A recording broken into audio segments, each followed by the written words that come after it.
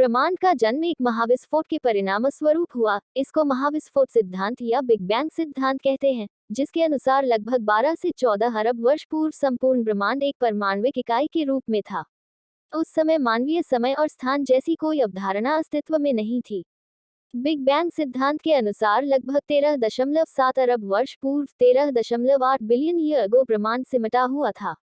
इसमें हुए एक विस्फोट के कारण इसमें सिमटा हर एक कण फैलता गया, जिसके फलस्वरूप ब्रह्मांड की रचना हुई। यह विस्तार आज भी जारी है, जिसके चलते ब्रह्मांड आज भी फैल रहा है। इस धमाके में अत्यधिक ऊर्जा का उत्सर्जन हुआ। यह ऊर्जा इतनी अधिक थी जिसके प्रभाव से आज तक ब्रह्मांड फैलता ही जा रहा है। सारी भौतिक मान्यताएं इस एक ही घटना से परिभाषित होती हैं, जिसे बिग बैंग सिद्धांत कहा जाता है।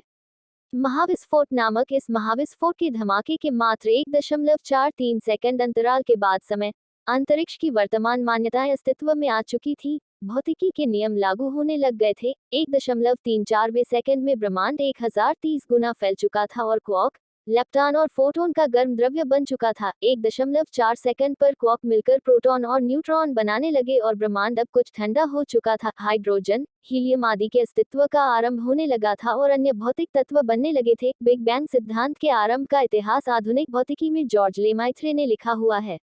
लेमेंत्रे एक रोमन कैथोलिक पादरी थे और साथ ही वैज्ञानिक भी। उनका सिद्धांत एल्बर्ट आइंस्टीन के प्रसिद्ध सामान्य सापेक्षवाद के सिद्धांत पर आधारित था। यह एडविन हबल थे जिन्होंने वर्ष 1929 में यह बताया कि सभी गैलेक्सी एक दूसरे से सिकुड़ रहे हैं।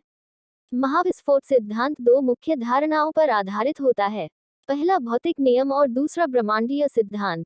ब्रह्मांडीय सिद्धांत के मुताबिक ब्रह्मांड सजातीय और समदैशिक आइसोट्रॉपिक होता है। 1964 में ब्रिटिश वैज्ञानिक पीटर हिग्स ने महाविस्फोट के बाद 1 सेकंड के अरबे भाग में ब्रह्मांड के द्रव्यों को मिलने वाले भार का सिद्धांत प्रतिपादित किया था, जो भारतीय वैज्ञानिक सत्येंद्र नाथ बोस के बोसोन सिद्धांत पर ही आधारित था।